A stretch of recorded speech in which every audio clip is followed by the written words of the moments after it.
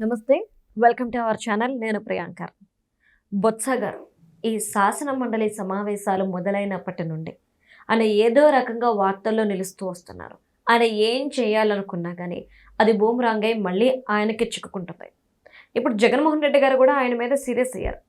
ఏ విషయంలో అంటే, మండలిలో వీళ్ళు చెప్పులు వేసుకొని ఏవైతే వెంకటేశ్వర స్వామి చిత్రపటాలని ప్రదర్శించే ప్రయత్నం చేశారో ఆ విషయంలో, అంటే ఒక్క పని కూడా మీరు సరిగ్గా చేయలేరా అంటూ జగన్మోహన్ రెడ్డి గారు బొత్స మీద సీరియస్ అయినట్లు ప్రస్తుతం అయితే వార్తలు చక్కర్లు కొడుతున్నాయి. మరి ఏం జరిగిందనేది తెలుసుకుందాం. మనతో మాట్లాడడానికి ప్రముఖ పొలిటికల్ అనలిస్ట్ డివి శ్రీనివాస్ గారు ఉన్నారు. ఆయన అడుగుదాం. నమస్కారం సార్. నమస్తే అమ్మా. అంటే బొత్స గారు శాసన మండలి సమావేశాలు మొదలైనప్పటి నుండి కూడా ఏదో ఒక నెగిటివ్ వార్తతో ఆయన మీడియాలోనే ఉన్నారు. చీజ్ని చూపించి నెయ్యి అంటున్నారు. పాపం ఏమో చిత్రపటాలని, వెంకటేశ్వర స్వామి చిత్రపటాన్ని ప్రదర్శిద్దాము అనుకుంటేనేమో చెప్పులు వేసుకొని వెళ్ళి అది కూడా ఆయనకి తిరిగి కొట్టేలా అయింది. అంటే ఎందుకు ఇలా జరుగుతుంది?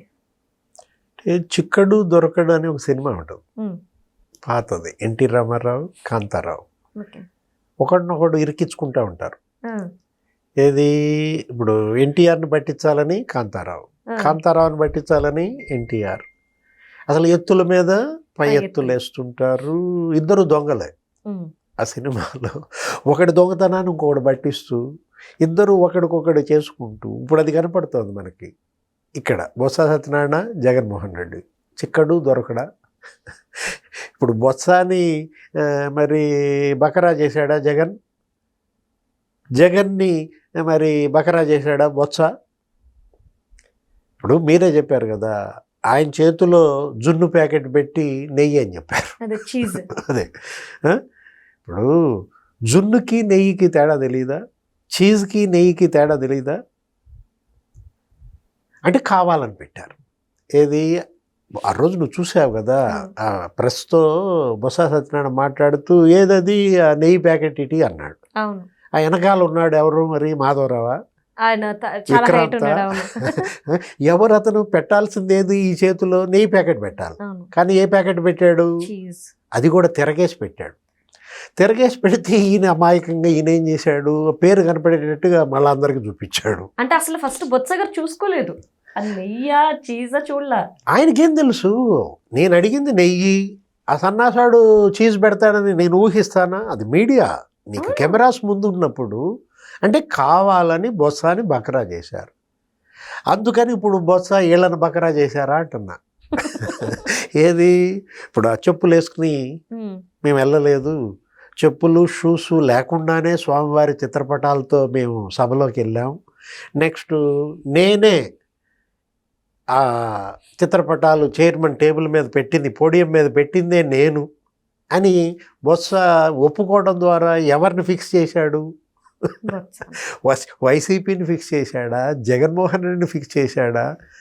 అంటే ఇప్పుడు ఒకటి అక్కడ అన్ని వీడియోలు కనపడుతున్నాయి. లేళ్లప్పిరెడ్డి, లేకపోతే అతను విక్రాంత్, ఆ పాలవలస, వాళ్ళందరూ షూ వేసుకున్నారు.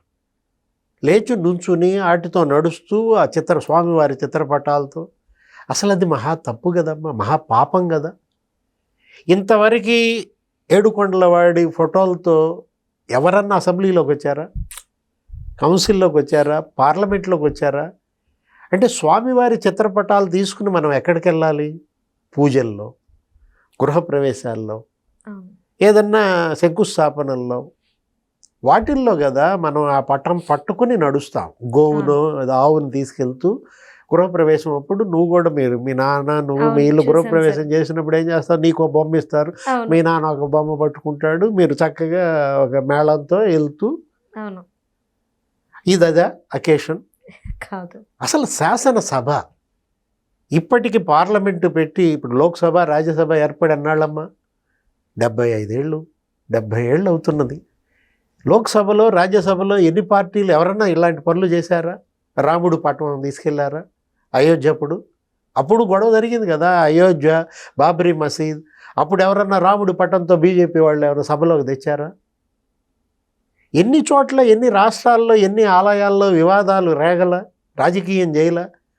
తమిళనాడులో చేయలేదా? శబరిమలయో లేకపోతే కేరళలో చేయలేదా? వాళ్ళు చేశారా ఈ పనులు? ఇప్పుడు ఆంధ్రప్రదేశ్ అసెంబ్లీ కౌన్సిల్ 73 ఏళ్ల చరిత్రమ్మా. అటు ఉమ్మడి రాష్ట్రం కావచ్చు, విభజిత రాష్ట్రం కావచ్చు, ఎప్పుడు ఎవరు ఏడుకొండలవాడి ఫోటో తీసుకున్న లోపలికి రాలేదే, మీరు ఎందుకు ఇవాళ వచ్చారు?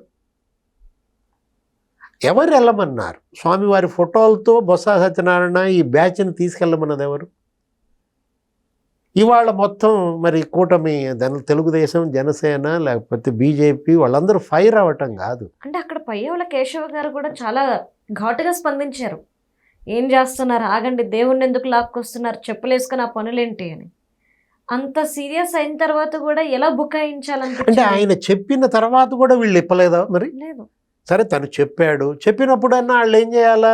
అక్కడ వదిలేసి ఆ చెప్పులు బూట్లు ఆ తర్వాత స్లోగన్స్ ఇవ్వాలి, గోయిందా గోయిందా కొట్టాలి. అది వదిలేసి ఇప్పుడు వీళ్ళు ఏం చేస్తున్నారు? చంద్రబాబును ఏదో కోడెల శివప్రసాద్ ఏదో పాత ఫోటోలు చూపించి ఎప్పుడుదో 2014 ఆ టైంలో అవి మార్ఫింగ్ అంట. అక్కడ ఆయన బూట్లు తగిలిచ్చి మార్ఫింగ్ చేసిన ఫోటోలు ఆ వీడియోలు చూపిస్తున్నారని.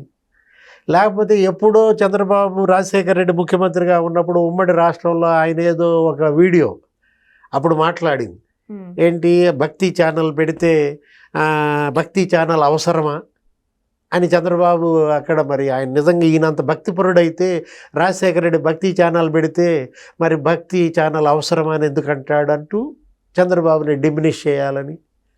చంద్రబాబు ఆ రోజు అసెంబ్లీలో ఏంటది, ఒక స్కామ్, అది ఒక కుంభకోణాన్ని బయట పెట్టాడు.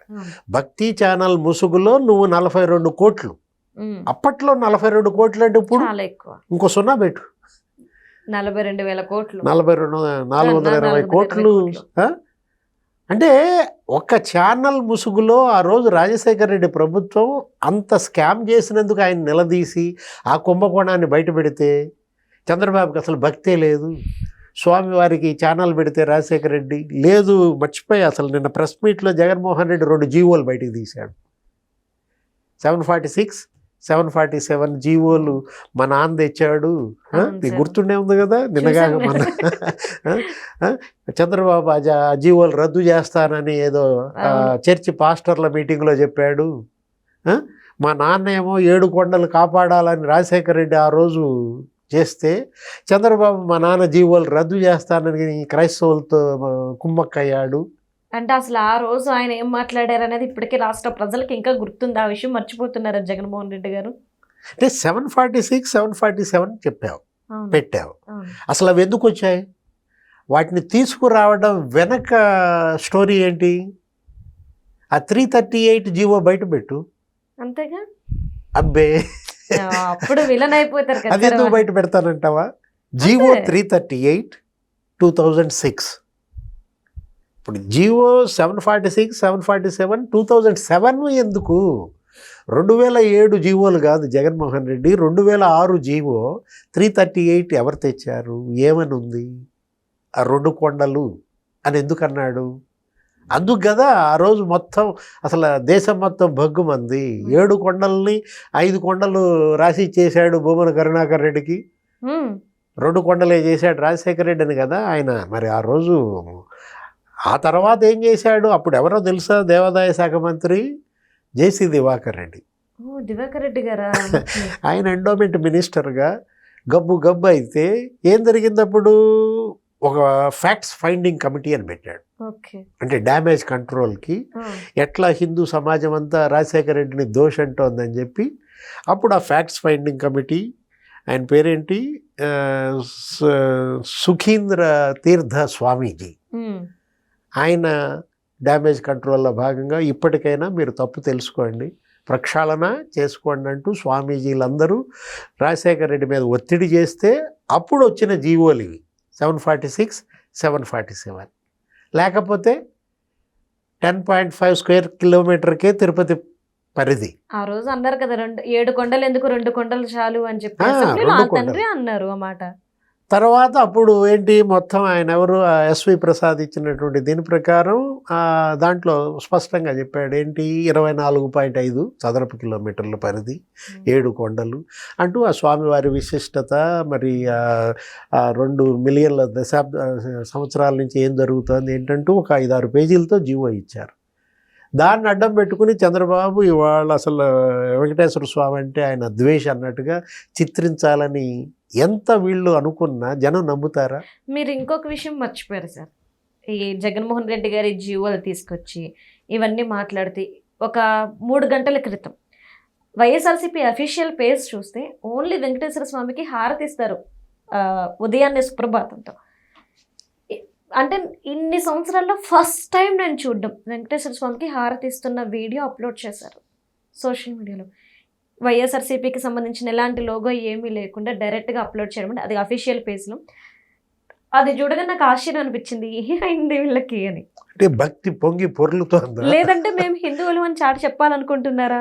అంటే చేసిన పాపాన్ని ప్రక్షాళన చేసుకోవటం కోసమా? నిన్న వాళ్ళందరూ 3 రోజులుగా కౌన్సిల్లో గోయిందా గోయిందా. అదే పదం.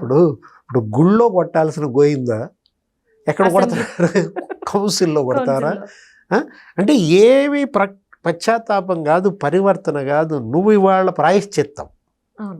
వాళ్ళ స్వామీజీల డిమాండ్ ఏంటి? నిన్న విశాఖ సభలో జగన్మోహన్ రెడ్డి ఆయన భార్య ప్రాయశ్చిత్తం చేసుకోవాలి. ఆ ప్రాయశ్చిత్త దీక్ష తీసుకోండి. ఇప్పుడు యాక్చువల్గా జగన్మోహన్ రెడ్డి నామాలు పెట్టుకో, వెళ్ళు, గుడికెళ్ళు, తలనీలాలు ఇవ్వు. ఎవరొద్దన్నా డిక్లరేషన్ అడుగుతారు వాళ్ళు, ముందే ఇచ్చే డిక్లరేషన్, సంతకం పెట్టి డిక్లరేషన్ ఇచ్చి స్వామివారిని దర్శించుకొని చేసిన పాపాలకి పొర్లు దండాలు పెట్టు, తలనీలాలు ఇవ్వు. What is this Jaganmohan Reddy? Hold your hands before the nation. ఎవరి మాట అన్నది? అర్ణవ్ గోస్వామి. ఇంకొకరు కూడా ఈ మాట అన్నారు కదా, ఖచ్చితంగా మీరు పశ్చాత్తాపం చెందాల్సిందే, అప్పుడే మీకు విముక్తి అని చెప్పి పొర్లు దండాలు పెట్టమన్నాడు. ఎవరు? ఎల్వి సుబ్రహ్మణ్యం గారు. అవును.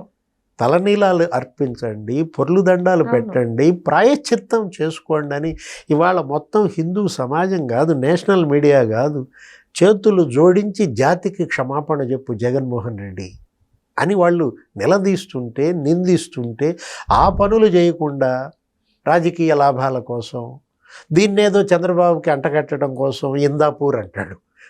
ఇందాపూర్కి హెరిటేజ్కి అంటగట్టాలని చూస్తారు. ఎందుకు? అసలు దేశంలో ఉన్న డైరీలన్నీ చంద్రబాబుయే.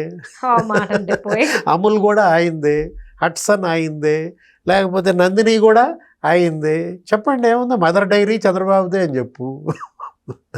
అంటే జగన్మోహన్ రెడ్డి ఇప్పటికి కూడా అతనిలో మార్పు లేదు. నేనేం చెప్తే అది ప్రజలు నమ్మడానికి సిద్ధంగా ఉన్నారు. అంటే గొర్రెల మేబీ జనం అతని దృష్టిలో గొర్రెలుగా భావిస్తున్నాడా? వాళ్ళు గొర్రెలు కాదు. జగన్మోహన్ రెడ్డి ఇవాళ ఆ పార్టీయే గొర్రెల పార్టీగా మారింది. Right. Thank you so much sir. నమస్తే.